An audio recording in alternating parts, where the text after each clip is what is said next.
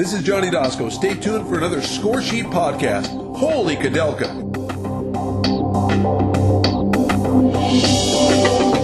Good afternoon and welcome to another Scoresheet podcast. It being the middle of September, we're obviously in the height of football season. So I think what we're going to try to do for the next few weeks, beginning this week, is have our podcast spend a fair amount of time giving a preview of that weekend's players, maybe players you might want to start or players you want to avoid, or just our general thoughts on who could help your team out that week. So we'll do that later on in today's podcast, and then we'll do that each week for the next couple months while the NFL is going full swing. Of course, along with the NFL, we've still got one more full week of the baseball regular season. If you're in a Scoresheet league and you're fighting for a playoff spot, this is the week that's going to determine whether you make the postseason or not. Hopefully, at least, you're still within mathematical range. I figure you never want to give up hope. 6 games back with 6 games to go means you still have a chance. Even more nerve-wracking to me is when I have a 2-game lead with 6 games to go. You know, fighting from behind, you kind of have nothing to lose. It's when you're trying to cling on to that 1 or 2 or 3 game lead that it really gets nerve-wracking every time you see one of your pitchers give up a home run or something. But hopefully you'll enjoy this last week as your team wraps up the season, gets ready for the postseason, hopefully.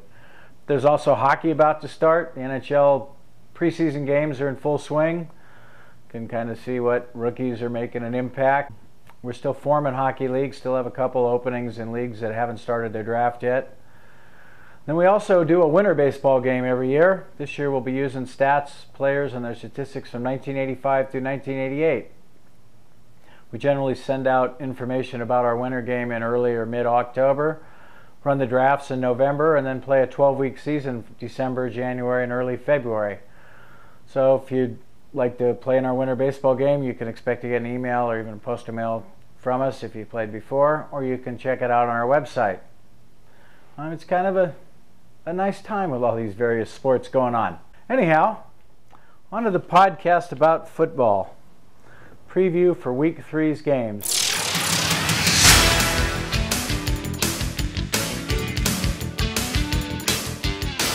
Scoresheet Tom here with your Week 3 Fantasy Football Preview. First up, let's take a look at some guys you'll want to have in your starting lineup. Cam Newton's monster passing numbers in his first 2 games as a pro certainly have made his fantasy owners happy, but wide receiver Steve Smith has seen a big boost as well, lifting him back to elite status among NFL wideouts. Smith is averaging 24 yards per catch and has already matched last season's TD total with 2. Expect the trend to continue in Carolina's home opener against Jacksonville. Arian Foster is out for Week 3 with a nagging hamstring injury, but his backup Ben Tate has already shown he can fill in quite nicely with 2 100-plus yard rushing games while averaging nearly 5 yards per carry. Kenny Britt has established himself quickly as Matt Hasselbeck's go-to guy in Tennessee. He's likely to have a field day this week against the Broncos defense that will be without, in all likelihood, their top defensive back, Champ Bailey. Fred Davis isn't very well known among tight ends in the NFL. For most people, he's not even the best known on the Washington Redskins, but he is quickly emerging as a guy who could relegate Chris Coolio to backup status. Davis would be worth playing this week, especially if you like to have someone to root for in the Monday night game. Ryan Fitzpatrick has as many touchdown passes as Tom Brady after 2 weeks. Not too many people would have called that one going into the season. Fitzpatrick will likely need to pass quite a bit this week to keep up with Brady's Patriots and should be able to find some open receivers against New England's secondary that lacks a shutdown defensive back. Now on to the list of guys you might want to leave on the bench this week. All indications are that Tony Romo will give it a go on Monday night, but if you saw him struggle just to get out of his chair in this week's Inside the NFL broadcast, he sure doesn't look like a guy who's going to be ready to play. And even if he does go, he'll have mobility issues, and there are plenty of injuries among his receiving corps as well. Probably best to sit Romo if you have even a halfway decent backup quarterback. Running back Frank Gore has done nothing to show he's an elite runner so far in 2011. He's managed just 2.5 yards per carry and 53 yards per game to date. The Bengals defense is fairly stingy against the run, And with the 49ers offense still very much a work in progress for Coach Jim Harbaugh, Gore is likely at least a few weeks away from flashing his old form. Quarterback Josh Freeman pulled out another fourth-quarter comeback at Minnesota in Week 2, but this week faces a defense that gives him trouble. The Falcons held Freeman to under 200 yards passing and just a 50% completion rate in 2 games last season, and are on a 5-game winning streak against the Bucs. Freeman may indeed be able to pull out another nail-biter at the end, but this should be a tough week as far as his fantasy value goes. D'Angelo Williams, much like Gore, is averaging just 2.5 yards per carry thus far, and it's pretty clear that the Panthers are going to let Cam Newton throw the ball a lot.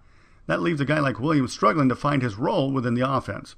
Right now, as far as his fantasy status is concerned, it might be best to sit him until he starts to show more of an impact.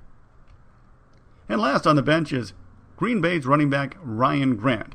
He's still feeling his way back after missing all but the first game last season, and he is among 3 backs regularly getting touches for the Packers, not to mention competing with the reliable passing game led by Aaron Rodgers. Grant may emerge again as a key fantasy player by mid-season, but right now he's just not worth more than backup status for most fantasy teams. One final note, if you had the misfortune of drafting any of the Kansas City Chiefs offensive players, I feel your pain. This team looks nothing short of horrendous after 2 weeks, and the future doesn't look much better. This week they travel to San Diego for what should be another tail whipping. If there's anyone in your league willing to trade for guys like Cassell or Dwayne Bowe, you might want to pull the trigger now. It's going to be a long year for the Chiefs. And that's it for this week's Scoresheet Podcast. We'll be back next week with another fantasy football preview.